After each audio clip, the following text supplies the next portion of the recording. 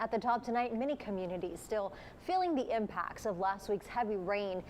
Some in the form of mosquitoes and, of course, the tall grass. City leaders in Sinton addressing some tall, uncut grass being seen across many parts of town. Yeah, the city posting on social media advising those who do mow their lawn not to blow the clippings into the streets to better protect their storm drains in the event of another heavy rain event. Our Josh Maxwell joins us live now with that report. Josh?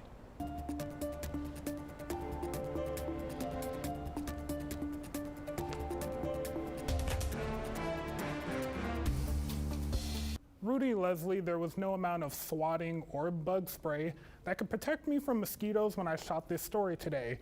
But I wasn't the only man with his boots on the ground. There were others getting ahead on some much needed yard work.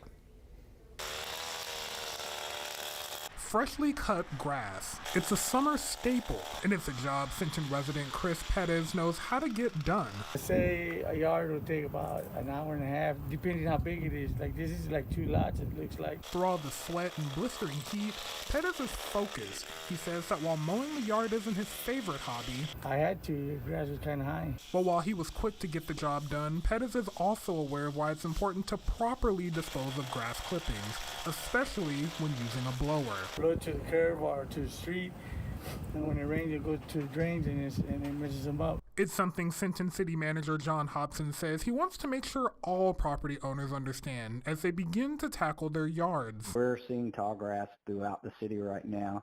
A lot of places are still too wet to mow, including some city parks, so we're being a little more lenient towards that.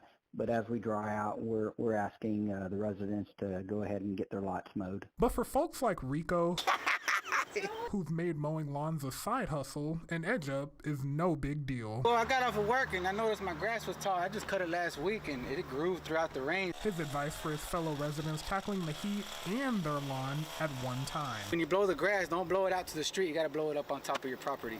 And also same way on the sidewalks. Keep it in, whatever you cut, keep it in your area.